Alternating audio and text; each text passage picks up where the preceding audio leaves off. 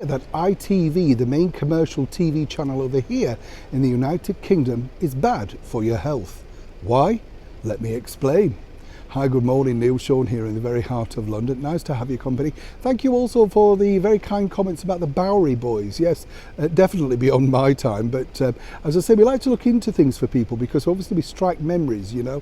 That's what I love about this community, our channel, our friendship group. We all share things, you know, and one of the things that really someone else pointed out to me, and I just wanted to share this with you because I do remember these very vaguely. I don't know whether they were changing the label at this point, but Embassy Records, do you remember them?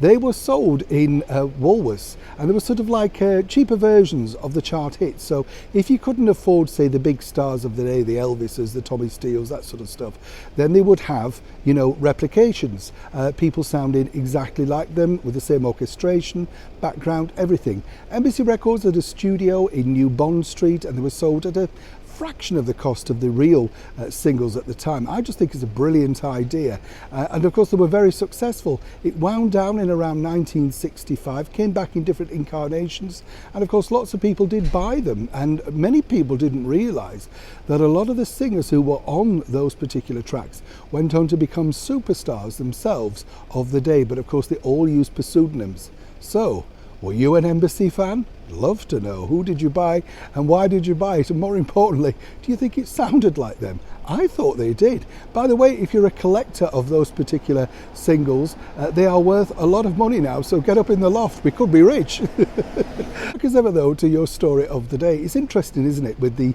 sort of commercial TV channels. As I say, they're always going on about cancel culture, woke, be kind, mental health awareness, all that usual guff, you know. And what I think is that, look, we all should look out for each other. Mental health, we all have it at some point. It's called feeling down, feeling blue, not feeling great or whatever. You know, if you've got an illness or the fact that you're infirm or something like that, you just need cheering up. You know, there's no great drama, but as ever, everything has to be escalated, particularly if you're trying to get ratings. ITV are very good at this. You know, they've done lots of promos and stuff like that with their celebrities telling us to be kind. So it's rather shocking, isn't it, that on this recent leaders debate over here in the United Kingdom for our forthcoming Prime Minister, they keep deciding to attack the former Prime Minister, the Right Honourable Boris Johnson. And in this particular debate, they decided, you know, the moderator, to ask the question, if you had the opportunity, would you now include Boris Johnson in your cabinet?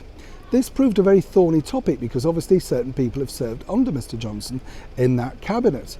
Now, what I would suggest, and what a lot of people have come out over here and it exploded in social media, is how unkind, you know. Let's not forget that this is a human being, you know, whichever way you look at it. You know, he's a person and he's been removed from office, he's resigned, and now he's deciding to, you know, sit it out until his successor is guaranteed. But really to try and pit him on national television and basically say, no, we wouldn't have him, or yes, we would have him.